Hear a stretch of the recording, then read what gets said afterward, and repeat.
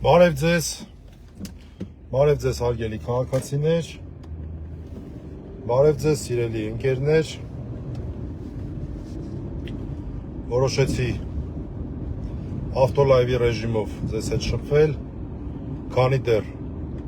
ճանապարհին եմ, այս պահին շարժվում եմ դեպի Երևան քաղաքի քրեական դատարանի կենտրոն նստավայր, դա Սուրբ Գրիգոր Լուսավորիչ մայր եկեղեցու, մայր տաճարի ստորոտին գտնվող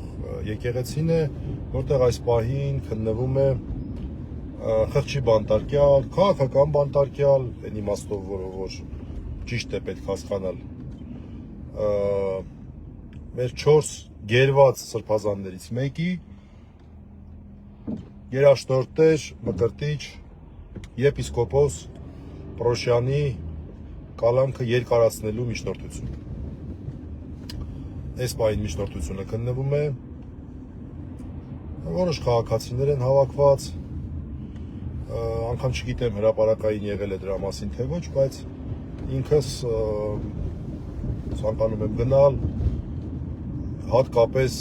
ջերմ կապ է այս ընթացքում հաստատվել թեմի իրենց կարգի մեջ հաստատ եւ ամուր հոգեվորականների, մեր շատ սիրելի տեր հայրերի հետ, որոնք ամեն 5 շաբթի օրը միասնական աղոթք են անում իրենց թեմակալ առաջնորդի, մյուս եպիսկոպոսների, մյուս նվիրապետների եւ առհասարակ բոլոր անարդարացիորեն գերիալ մարդկանց համար, թե Բաքվի բանտերում, թե Երևանի բանտերում եւ մի քանի անգամ առիթ եղել է այդ միասնական աղոթքներին գնալ, ներկա լինել, շփվել տեր հայրերի հետ, մի խոսքով շատ մեծ ջերմությամբ են վերաբերում Արագածոտնի թեմի հոգեվոր դասին եւ եւս մի այսպես առիթ է նաեւ նրանց հետ շփվելու, դրա համար դեպի կենտրոնի դատարան եմ հիմա գնում, եթե ինչ-որ մարդիկ կան ցանկանում են, կարծում եմ արդեն տեղեկացած, կարող եք գալ, մեր գործընկերներն են զբաղվում, Արա Զոհրաբյանի գլխավորությամբ փաստաբանական թիմն է զբաղվում, հաջողություն ենք մաղթում մեր գործընկերներին, իհարկե հասկանում ենք, որ այս գործը ամբողջությամբ քաղաքական է, այնքանով, որքանով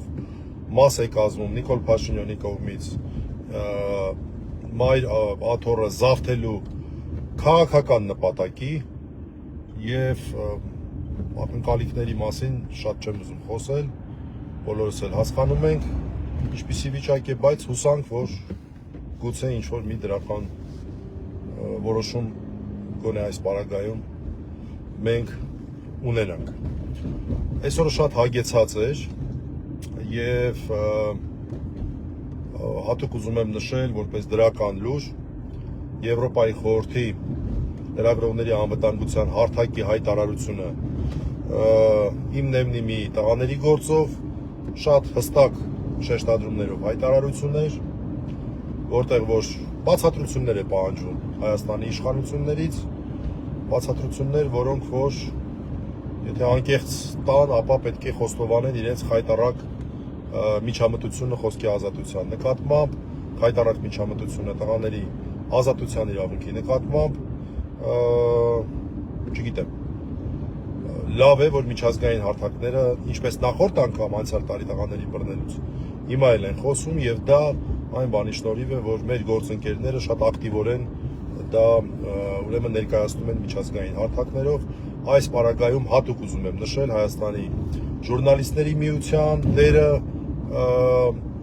Սաթիկ Սեյրանյանի գլխավորությամբ եւ Քիհկի քաղաքական իրավունքների հայկական կենտրոնի դերը, որոնք որ շատ կարևոր նշան դեր ունեցան այս հայտարարության գործում, կարևոր դեր ունեցան հրապարակային առաջերտին մակարդակում, նախաձեռնելով այն, հարցերը բարձրացնելով, զեկույցներով եւ այլն։ Այսօր հագեցած օրեր նաև այն մասով, որ Կարճ ժամանակ առաջ ներքին գործերի նախարարության մամուլի խոսնակը Նարեկ Սարգսյանի իր էջում մի հայտարարություններ տեղադրել առանց անուններ տալու իրազեկում էր հանրությանը, որ մեր առևտրային մոլերից մեկի մոտ տեղի ունեցած հանցագործության կատարման համար ծավալուն օպերատիվ հետախուզական աշխատանքի արդյունքում եւ քննչական ծավալուն գործողությունների արդյունքում համագործակցելով քննչական կոմիտեի հետ, մոտավորապես փորձում եմ հնարավորինս բառացի, ձերբակալվել է 4 անձ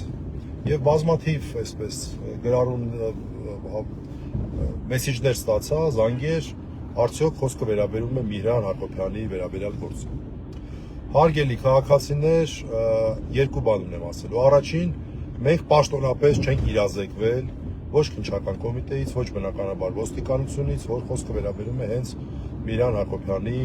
դեմ այդ բորենիական հարձակումը իրականացրած անձանց։ Միևնույն ժամանակ, ես ինչպես առաջին օրը եւ երկրորդ օրը, այնպես էլ հիմա կարող եմ հաստատել, որ դե ախր տեսնում ես էլի մարդկանց հետ որ աշխատում ես, տեսնում ես մարդիկ իրենց անկեղծորեն իրենց գործն են անում եւ այտենց իսկապես փորձում են արդյունավետ լինել, թե չէ։ Ես ասել եմ առաջի օրից, որ թե ոստիկանների հետ շփումներում, որոնք առաջին իսկ րոպեից, երբ որ հայտարարությունը եղավ, կարճ ժամանակ հետո ինձ հետ հավասարի դեպք ժամանեցին Իզվիրլյան բժշկական կենտրոն, որտեղ որ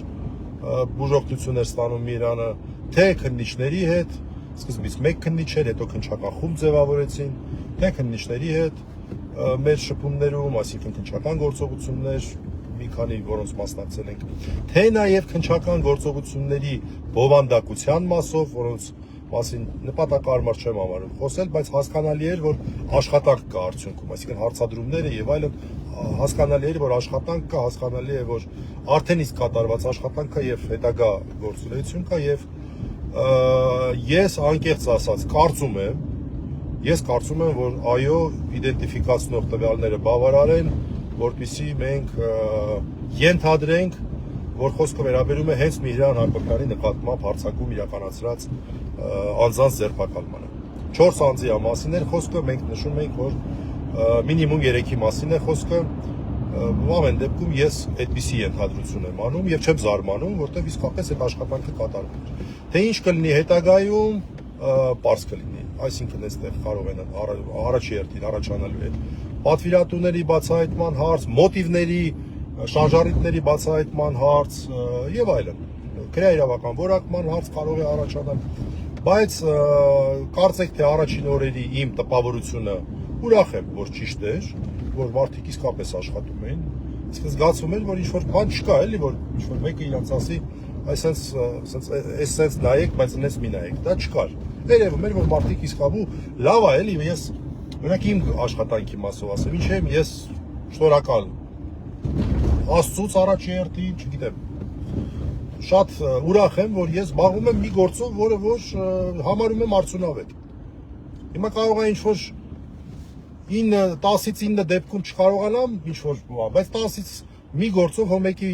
մատից փուշ կարողանում ենք անել։ Ես 5 իրավապաշտպանների իմ գործընկերներ են, մարդիկ ովքեր որ փորձում ենք զբաղվել իրավական այս խայտարակ հետապնդումների ենթարկվող մարդկանց պաշտպանությամբ։ Մյուս գործընկերները, հենա մեր մյուս գործընկերների մասին ենք խոսում, քիհ մեր տղաները, ներողություն զանգ եկավ։ Եվ դուք ես լավ ես զգում, եւ տեսնում ենք քննիչների մոտ, որ իրանք իսկապես ինչ-որ գործունեություն են իրականացնում, իսկապես ինչ-որ տպավորություն էր համենայն դեպս մեր մոտ, որ գուցե նաեւ հետքի վրա են եւ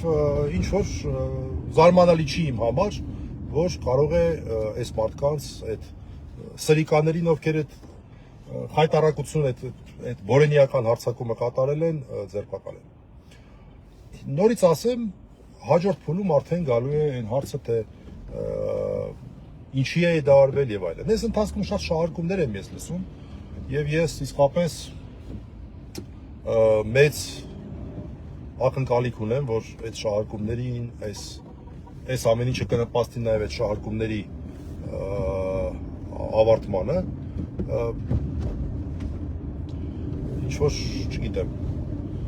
գրառում, այդ գրառումը ջնջել, էլ ես իմ ինչ, էլ ես կողմ, էլ այն կողմ, անկեղծ ասած շատ լավ, սենց ասեմ, ես անգամ ինձ թույլ չեմ տվել, որ Միհրանի հետ դրա մասին խոսեմ եւ Միհրանն էլ դրա մասին չի խոսել քննչական գործողությունների այսպես մասով այդ իրավունք վերապահեմ դրա մասին խոսել։ Շուտ-շուտ անլուրջ բաների մասին է խոսքը գնում եւ առհասարակ շատ տգեղ ու տհաճ բաների մասին է խոսքը գնում։ Ես կարծում եմ, որ մեզ ոչ մեկից հարիճ չի ինչ որ մարդկանց անձնական կյանքի մեջ մտնելը։ Այդքան բան։ Եվ ինձ եթե հարցնեք, ես առհասարակ լուրջ չեմ համարի այն ինչ որ դուք հասկացաք։ Առհասարակ լուրջ չեմ համարի։ Ես թույլ էլ չեմ տվել այդ մարդուն դրա մասին ինչ որ բան ասել, ոչ էլ ինքնա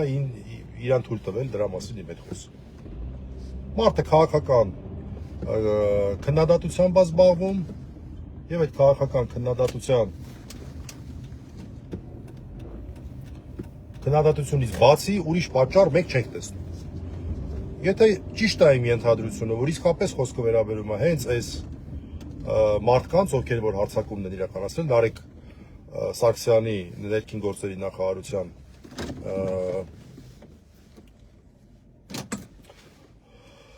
մամուլի խոսնակի այդ գրառման մեջ, ապա մենք շուտով կարողանանք մեր հետևությունները անել, ովքեր են, ինչ են, մեր հետևությունները կարողանանք անել։ Այսքանը շնորհակալություն, նոր տեղեկություններ որ լինեն, անպայման ձեզ հետ կկիսվեմ, ես հասա կենտրոնի դատարան, մոտենամ իմ ընկերներին եւ մյուս քաղաքացիներին, ովքեր այստեղ հավաքված են, Մկրտիչ Սրբազանի կալանքի երկարացման դատն է հիմա գնում կենտրոնի դատարանը։